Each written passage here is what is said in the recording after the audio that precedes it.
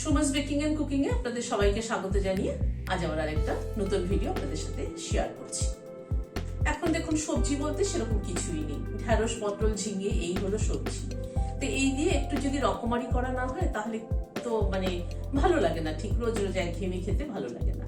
তাই সেটা চিন্তা করি পটলের একটা নতুন রেসিপি আপনাদের সাথে শেয়ার করছি, তিল ও নারকেল বাটা দিয়ে পটল।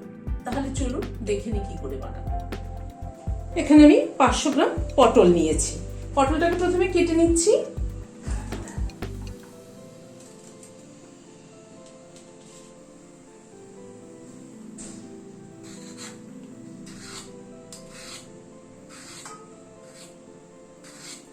পটলের খোসাটা হালকা করে ছাড়িয়ে নিচ্ছি। পটলটা খোসা ছাড়িয়ে নেওয়ার পরে মাথাটাকে একটুখানি চিড়ে দিচ্ছি।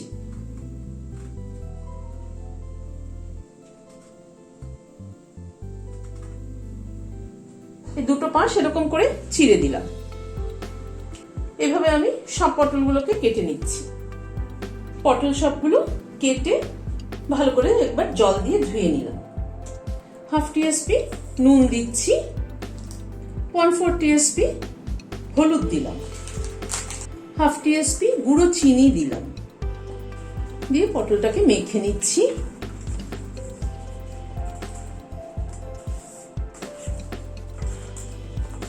সবগুলো পটলকে নিয়ে এরকম করে আলাদা আলাদা করে ভালো করে নুন হলুদ আর চিনিটা মাখিয়ে নিতে হবে। পটলটা নুন হলুদ চিনি মাখিয়ে নিলাম।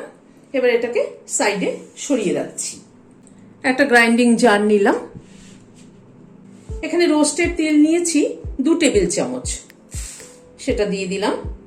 এখানে নারকেল কোড়া নিয়েছি 2 টেবিল চামচ, সেটাও দিয়ে দিলাম। দুটো কাঁচা লঙ্কা মাঝখান থেকে ফাটিয়ে নিয়ে দিয়ে দিলাম। একটু জল দিয়ে দিলাম, দিয়ে এটাকে একটা পেস্ট তৈরি করে নিচ্ছি। গ্যাসে একটা কড়াই বসিয়েছি, সরষের তেল দিচ্ছি।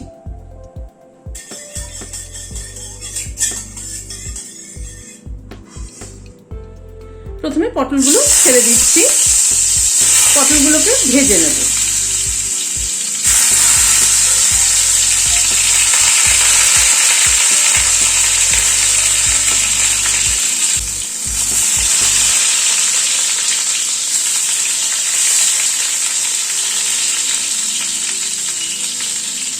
পটলগুলো ভেজে নিলাম, হালকা লালচে করে পটলগুলোকে ভেজে নিলাম। তুলে নিচ্ছি, আবার ছেড়ে দিচ্ছি।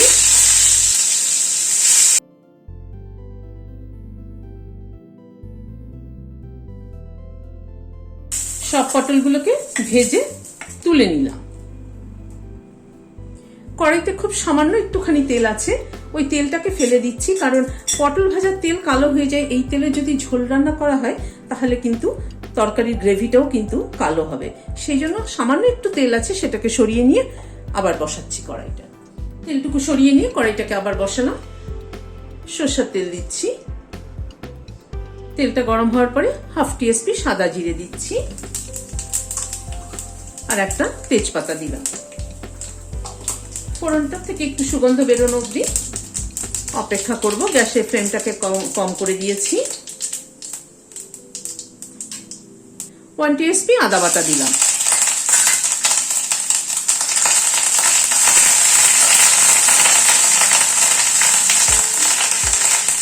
আদাটা হালকা ভাজা হওয়ার পরে এই তিল আর নারকেলের পেস্টটা দিয়ে দিলাম।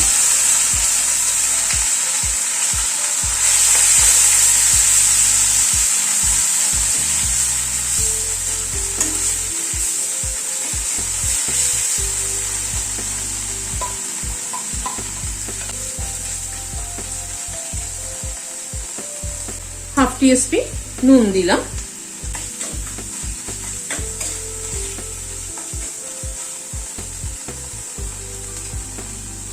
সামান্য পরিমাণে একটু হলুদ দিলাম, হাফ টিএসপিরও কম হলুদ দিলাম।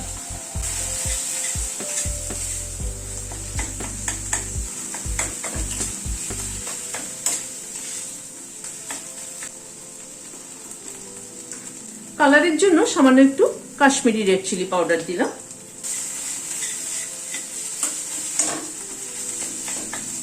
এই তিল আর নারকেলটাকে ভালো করে কষিয়ে নেব।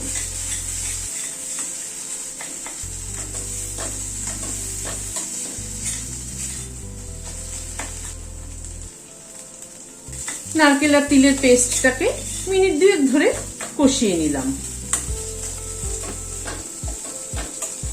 এখানে 3 টেবিল চামচ দই নিয়েছি, ঘরে পাতা টক দই, ওটাকে ভালো করে ফেটিয়ে নিয়ে দিয়ে দিচ্ছি। গ্যাসের ফ্লেমটাকে একদম কম করে রেখেছি, দিয়ে দইটা দিয়ে সমানে একটু নাড়তে হবে।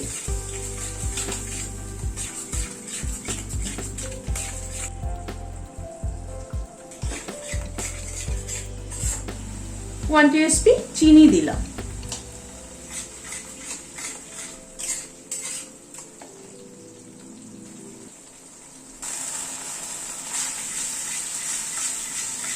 দইটা দিয়ে আরো মিনিট 2-3 একটুখানি গ্যাসের ফ্লেমটাকে কম রেখে কষিয়ে নিলাম। এবার পটলটাকে অ্যাড করে দিচ্ছি, এই তেলটাকে কাচিয়ে দিয়ে দিচ্ছি।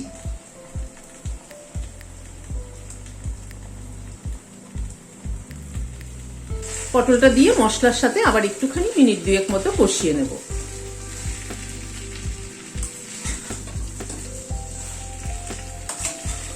নিরামিষের দিনে কিন্তু এরকম একটা পটলের তরকারি হলে ভাত খাওয়া হয়ে যাবে।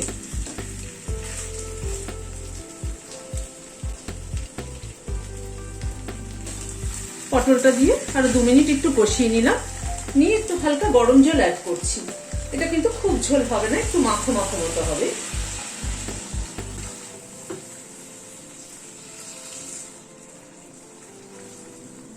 পটলটা একটু ঝোলের সাথে একটুখানি সেদ্ধ হোক, যাতে মশলাটা পটলের মধ্যে ভালো মতো ঢোকে। একটু ঢেকে দিলাম 2 মিনিটের জন্য, গ্যাসের ফ্লেমটাকে কম করে দিলাম। 2 মিনিট পরে ঢাকনাটা খুলছি।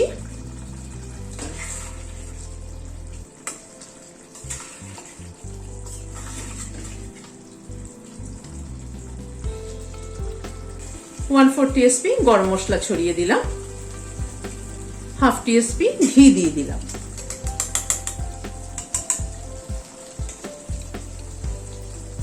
ঘি আর গরম মশলাটা মিশিয়ে দিচ্ছি।